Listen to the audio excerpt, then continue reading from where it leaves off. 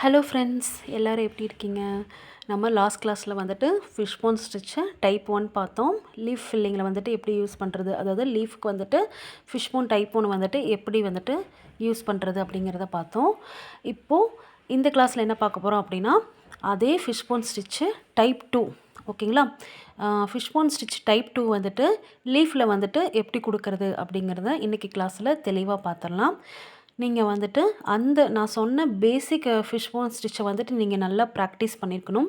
அதுக்கப்புறம் நான் வந்துட்டு லாஸ்ட் கிளாஸில் போட்ட லீஃபுக்கு கொடுத்தோம் இல்லையா ஃபிஷ் போன் ஸ்டிச்சு, அதையும் வந்துட்டு நீங்கள் நல்லா ப்ராக்டிஸ் பண்ணியிருக்கணும். அதுக்கப்புறம் நீங்கள் இந்த ஸ்டிச்சுக்கு வந்தீங்கன்னா உங்களுக்கு ஈஸியாக இருக்கும். வாங்க கிளாஸ்க்குள்ளே போயிடலாம். இப்போ வந்துட்டு நான் இந்த மாதிரி லீஃப் வரைஞ்சிருக்கேன், சென்டரில் லைன் போட்டிருக்கேன், ஓகேவா? இதெல்லாம் நம்ம லாஸ்ட் கிளாஸில் எப்படி பார்த்தோமோ அதே மாதிரி தான். சேம் டபுள் ஸ்டாண்ட் த்ரெட் எடுத்திருக்கேன், சில்க் த்ரெட் எடுத்திருக்கேன். இது வந்துட்டு உங்களால் ஜரியில் போட முடியாது, ஓகேங்களா? எடுத்துகிட்டு நீங்கள் வந்துட்டு நாட் போட்டுக்கோங்க. நீடில் வந்துட்டு 0.5 துளிப்பு தான் நான் வந்துட்டு யூஸ் பண்ணியிருக்கேன், ஓகேங்களா? இப்போது சென்டர் லைனில் இருந்துட்டு நீங்கள் த்ரெட்டை வெளியில் எடுத்துகிட்டு ஒரு குட்டி லாக் ஸ்டிச் போட்டுட்டு அதுக்கப்புறமா நீங்கள் வந்துட்டு ஸ்டிச் போட ஆரம்பிக்கணும், ஓகேங்களா? இப்போது லீஃபோட நுனி பகுதிக்கு கொண்டு போயிட்டு பஞ்ச் பண்ணி எடுத்துகிட்டு வந்து த்ரெட்டை அதுக்கப்புறம் நீங்கள் கீழே கொண்டு வந்து இழுத்து ஒரு குட்டி லாக் போடுறோம். அதே மாதிரி ரைட் சைடு கொண்டு போயிட்டு இழுத்துட்டு வந்து ஒரு குட்டி லாக் ஸ்டிச் போடுறோம், அதாவது குட்டி செயின். அதே மாதிரி லெஃப்ட் சைடு கொண்டு போயிட்டு அங்கேயும் வந்துட்டு த்ரெட்டை இழுத்து கொண்டு வந்து ஒரு குட்டி செயின் போடுவோம், சரிங்களா? இதே தான் கண்டினியூஸாக நம்ம இந்த கிளாஸில் வந்துட்டு இதே மாதிரி தான் நம்ம கண்டினியூஸாக போட்டு வர போகிறோம்.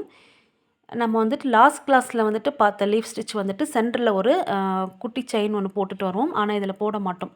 இங்கே கொண்டு வந்து இழுத்துட்டு வந்து ஒரு குட்டி லாக்கு, அந்த சைடு இருந்து இழுத்துட்டு வந்து இங்கே ஒரு குட்டி லாக்கு போட்டுட்டு அப்படியே நம்ம ஸ்டிச் கண்டினியூ பண்ணிட்டு வந்துகிட்டே இருப்போம், ஓகேங்களா?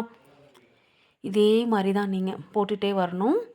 ஆனால் நான் இன்னொன்று என்ன சொல்கிறேன் அப்படின்னா, நம்ம ப்ளவுஸில் வந்துட்டு பெரிய பெரிய லீஃப்லாம் போட்டு நம்ம ஒர்க் பண்ண மாட்டோம். அதனால் குட்டி குட்டி லீஃபாக வரைஞ்சி நீங்கள் வந்துட்டு அதில் ஒர்க் பண்ணி ப்ராக்டிஸ் பண்ணுங்கள். ஏன்னா நம்ம லீஃப் வந்துட்டு ப்ராக்டிஸ் பண்ணணும் அப்படின்னா பெரிய லீஃபில் கூட நீங்கள் எப்படியாவது ப்ராக்டிஸ் பண்ணிடுவீங்க. ஆனால் குட்டி லீஃபில் வந்துட்டு ஷேப் கொண்டு வருது அப்படிங்கிறது வந்துட்டு கொஞ்சம் கஷ்டமான விஷயந்தான். அதனால தான் பிகினிங் டைம்லேயே நீங்கள் வந்துட்டு குட்டியாக லீஃப் வரைஞ்சி அதில் வந்துட்டு நீங்கள் ப்ராக்டிஸ் பண்ணிட்டு வரும்போது உங்களுக்கு வந்துட்டு அது ஈஸியாக இருக்கும்னு சொல்கிறேன். ப்ளவுஸில் ஒர்க் பண்ணும்போது உங்களுக்கு வந்துட்டு கஷ்டமாக இருக்காது. நீங்கள் நினைக்கலாம், அதாவது ப்ளவுஸில் வந்துட்டு நம்ம போட்டு பழகும்போது பெருசாக நம்ம போட்டோம், நம்ம நல்லா ப்ராக்டிஸ் பண்ணியிருந்தோம், பெரிய லீஃபில் பண்ணும்போது நல்லா வந்துச்சு, இப்போ வந்துட்டு ப்ளவுஸில் குட்டி லீஃபாக இருக்குது, இதில் ஷேப் வர மாட்டேங்குது அப்படின்னு சொல்லிட்டு நீங்கள் போடும்போது ஃபீல் பண்ணுவீங்க ப்ளவுஸில், ஓகேங்களா?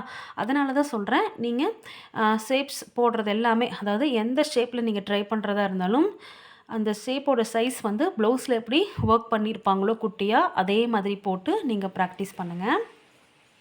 சைடில் வந்துட்டு அந்த ஹோல்ஸ் வர்றது வந்துட்டு இந்த கிளாத்தோட டைப், இந்த கிளாத்தோட இதுதான், ஓகேங்களா? இதுதான் பாப்ளின் கிளாத் வந்துட்டு அப்படி தான் இருக்கும், ஓகேங்களா? நீங்கள் வந்துட்டு போடும்போதும் இந்த மாதிரி ஹோல்ஸ் வந்தால் நீங்கள் மிஸ்டேக்குன்னு நினச்சிக்க வேண்டாம். அதே மாதிரி நீங்கள் த்ரெட்டை வந்துட்டு கரெக்டாக ஹேண்டில் பண்ணுங்கள்.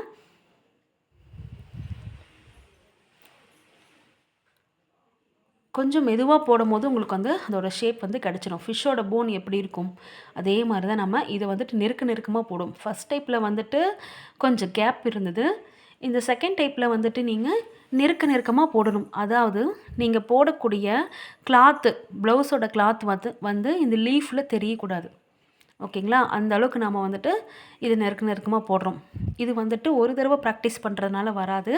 ஃபஸ்ட் டைம் ப்ராக்டிஸ் பண்ணுறப்ப கொஞ்சம் ஷேப் மாறும், கொஞ்சம் கேப் வரும், இதெல்லாமே வந்துட்டு சகஜமான விஷயந்தான்.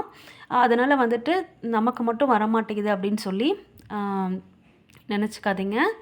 எல்லாருமே பிகினிங் டைமில் சந்திக்கக்கூடிய பிரச்சனைகள் தான், சரிங்களா? அதனால் வந்துட்டு நீங்கள் எதையுமே கஷ்டம் நினைக்க வேணாம். போட்டு பழகிட்டே இருக்கும்போது நமக்கு அது ஈஸியாக வந்துடும், ஓகேங்களா? அந்த சைடில் நான் லைனில் தான் வைக்கிறேன். ஆனால் இந்த கிளாத் வந்துட்டு கொஞ்சம் இப்படிப்பட்ட கிளாத்து அப்படிங்கிறதுனால நம்ம லைன்லேயே வச்சாலும் அந்த ஹோல்ஸ் இழுத்துட்டு வருது. நம்ம பஞ்ச் பண்ண இடத்துல வந்துட்டு கரெக்டாக அந்த த்ரெட்டு ஆரம்பிக்கிற இடத்துல இருக்க மாட்டேங்குது, கொஞ்சம் தள்ளி தான் வருது, அதனால் ஹோல்ஸ் விழுகுது. ஸோ அதனால் இந்த கிளாத்தோட டைப் அப்படி தான், இந்த கிளாத் அப்படி தான். ஓகேங்களா?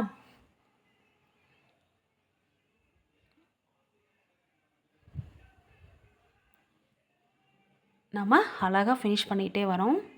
நீங்கள் லீஃபோட ஷேப் எப்படி வரைஞ்சிருக்கீங்களோ அதே மாதிரி தான் உங்களுக்கு நீங்கள் ஸ்டிச் பண்ணாலும் ஸ்டிச்சிங்கும் அதே மாதிரி தான் வரும். சரிங்களா? நான் லீஃப் எப்படி வரைஞ்சிருக்கேன்னா அதே மாதிரி தான் நான் வந்துட்டு ஸ்டிச்சஸ் போட்டுட்டு வரேன்.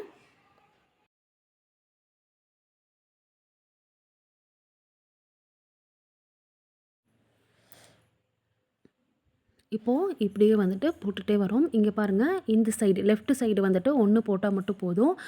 ஆனால் வந்துட்டு ரைட் சைடு வந்துட்டு 2 போட்டு ஃபில் பண்ணுற மாதிரி இருக்குது இல்லையா? லெஃப்ட் சைடு வந்துட்டு ஸ்பேஸ் இல்லை, அவ்வளோதான். இப்போ பாருங்கள், ரைட் சைடு பார்த்துட்டிங்க அப்படின்னா இன்னும் 2 செயின் போடலாம் இல்லைங்களா? அப்போ நம்ம ரைட் சைடை அப்படி நம்ம இந்த சைடு கொண்டு வராமே நம்ம என்ன பண்ணிக்கலாம் அப்படின்னா, அது 2 செயின் போட்டு ஃபில் பண்ணிக்கலாம். சரிங்களா? இன்னும் 1 போட்டுக்கலாம். ஓகே, போட்டுட்டு இப்போது ஒரு குட்டி செயின் எடுத்துகிட்டு இப்போ வந்துட்டு நீங்கள் வந்துட்டு அவுட்லைனு பீடு கொடுக்குறீங்க அப்படின்னா நீங்கள் வந்துட்டு இங்கே எண்டு நாட் போட்டுட்டு பீடு கொடுத்துக்கலாம். இல்லை நான் வந்துட்டு அவுட்லைனு இதே கலர் நூலில் தான் கொடுக்க போகிறேன் அப்படின்னா, இப்போ பாருங்கள், இப்போ நான் ஸ்டார்ட் பண்ணுறேன் இல்லையா? நீங்கள் அப்படியே ஸ்டார்ட் பண்ணிவிட்டு அவுட்லைனு இதே த்ரெட்லேயே நீங்கள் செயின் ஸ்டிச்சு போட்டு கம்ப்ளீட் பண்ணிக்கலாம். இப்படியும் நீங்கள் பண்ணிக்கலாம். சரிங்களா? அதாவது லாஸ்ட் செயின் இந்த சைடு ரைட் சைடு நீங்கள் போட்டு இழுத்துட்டு வருவீங்க இல்லையா? உங்களுக்கு எந்த சைடு லாஸ்ட்டாக முடியுதோ அந்த சைடோடு நீங்கள் இழுத்துட்டு வந்துட்டு ஒரு குட்டி லாக் ஸ்டிச் போட்டுட்டு அதுக்கப்புறம் நான் இப்போ போடுற அவுட்லைன் ஸ்டிச்சை அப்படியே நீங்கள் போட்டுக்கலாம். ஓகேங்களா? இப்படி நம்ம அவுட்லைன் கொடுக்கறதுனாலையோ இல்லை வந்துட்டு பீடு ஒர்க் கொடுக்கறதுனாலையோ நம்ம சைடில் வந்துட்டு இந்த ஹோல்ஸ் வருது இல்லையா? அது எல்லாமே உங்களுக்கு வந்துட்டு ஹைட் ஆகிக்கும். ஓகேங்களா? கொஞ்சமாக அப்படியே நீங்கள் குட்டி குட்டி பொடிச்சிங்கன்னா போடுங்க. சரிங்களா? அந்த மாதிரி போட்டிங்கன்னா ரொம்ப அழகாக நீட்டாக இருக்கும். நீங்கள் சப்போஸ் வந்துட்டு ஷேப்பில் வந்துட்டு ஒரு மிஸ்டேக் பண்ணியிருந்தீங்கன்னா கூட உங்களுக்கு வந்துட்டு இது உங்கள் ஸ்டிச்சை ஷேப் பண்ணி கொடுக்கும். ஓகேங்களா? நான் பாருங்கள், அந்த லைன் மேலே தான் வச்சு நம்ம த்ரெட்டு இழுத்து கொண்டு வந்து நம்ம ஸ்டிச் போட்டிருக்கோம். ஆனால் இந்த பாப்லின் கிளாத் அப்படி இருக்கிறதுனால ஹோல்ஸ் வரும் இல்லையா அந்த கிளாத்தில், அதனால் பாருங்கள் ஸ்டிச்சோட எங்கே நான் போட்டிருக்கேன் அந்த ஹோல்ஸ் ஃபஸ்ட் எங்கே ஆரம்பிக்குதோ அங்கே போட்டிருக்கேன். ஆனால் இழுத்துட்டு இது வரைக்கும் வந்திருக்கு. இந்த கிளாத்தோட டைப் அந்த மாதிரி. நீங்கள் ப்ளவுஸ் கிளாத்தில் போடும்போது உங்களுக்கு அது கரெக்டாக வரும். சரிங்களா? ரொம்ப இழுத்து போட்டால் தான் வரும். ஒரு சில டைம் கிளாத் சரியில்லைனாலும் இந்த மாதிரி ஹோல்ஸ் வரும். சரிங்களா? இப்போது இந்த மாதிரி அழகாக அவுட்லைன் கொடுத்துட்டிங்க அப்படின்னா உங்களுக்கு வந்துட்டு இந்த ஹோல்ஸ் எல்லாமே ஹைட் ஆகிக்கும். இப்போ நீங்கள் இது வரைக்கும் கொண்டு வந்துட்டு எண்டு நாட் போட்டு ஃபினிஷ் பண்ணி ஓகே, இது எண்டு நாட் போட்டு நான் ஃபினிஷ் பண்ணிட்டேன். இப்போ வந்துட்டு அவுட்லைன் வந்துட்டு நீங்கள் லீஃப் போட்டிங்க இல்லையா? அதே த்ரெட்டில் நீங்கள் அவுட்லைனு செயின் ஸ்டிச் மாதிரி கொடுத்து ஃபில் பண்ண போகிறீங்கன்னா இந்த மாதிரி தான் கண்டினியூ பண்ணி ஃபில் பண்ணணும். நான் வந்துட்டு என்ன பண்ண போகிறேன், சப்போஸ் இது வந்துட்டு நான் வந்துட்டு பீட் ஒர்க்கு தான் கொடுக்க போகிறேன் அப்படின்னா நீங்கள் எண்டு நாட் போட்டு முடிச்சுட்டு அதுக்கப்புறம் தான் நீங்கள் அவுட்லைனாக பீட் ஒர்க் கொடுக்கணும். சரிங்களா? இதுக்கு நான் வந்துட்டு பீட் ஒர்க் கொடுத்துட்டு உங்களுக்கு காட்டுறேன் பாருங்கள். இப்போ நம்ம வந்துட்டு பீட் ஒர்க்குக்கு வந்துட்டு நான் 3mm பீடு தான் வந்துட்டு யூஸ் பண்ண போகிறேன். நீங்கள் பீடு ஒர்க் எப்படி யூஸ் பண்ணணும், எந்த மாதிரியெல்லாம் போடணும் அப்படிங்கிறதெல்லாம் வந்துட்டு நான் உங்களுக்கு ஷேப்ஸில் எப்படி யூஸ் பண்ணணுங்கிறதெல்லாம் தனியாக வந்துட்டு ஒரு வீடியோ போட்டிருக்கேன். கண்டிப்பாக செக் பண்ணி பாருங்கள்.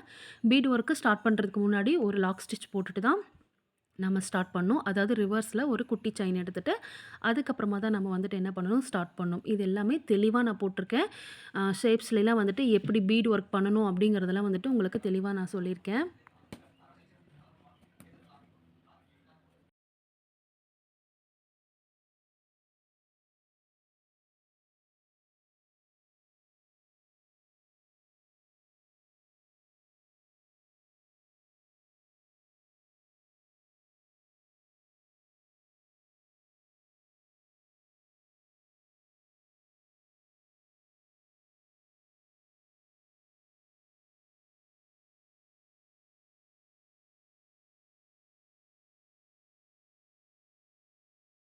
ஃப்ரெண்ட்ஸ், இப்போ நம்ம ஃபினிஷ் பண்ணியாச்சு. இப்போ வந்துட்டு நான் 3mm பீடு கொடுத்து ஃபினிஷ் பண்ணியிருக்கேன். நீங்கள் வந்துட்டு சுகர் பீடு கூட கொடுத்து ஃபினிஷ் பண்ணலாம். இதில் ஏதாச்சும் டவுட் இருந்துச்சு அப்படின்னா கண்டிப்பாக கமெண்ட் பண்ணுங்கள். மறக்காமல் என்னோடய சேனலுக்கு சப்ஸ்கிரைப் பண்ணிடுங்க. அண்ட் நிறைய பேருக்கு வந்து தெரியாமல் இருக்கும். நீங்கள் அவங்களுக்கும் ஷேர் பண்ணுங்கள். ஓகே ஃப்ரெண்ட்ஸ், நெக்ஸ்ட் ஒரு வீடியோவில் நெக்ஸ்ட் ஒரு இம்பார்ட்டன்ட் ஸ்டிச்சோடு நான் உங்களை சந்திக்கிறேன். அது வரைக்கும் இதை நல்லா ப்ராக்டிஸ் பண்ணுங்கள். Thank you friends, thank you so much.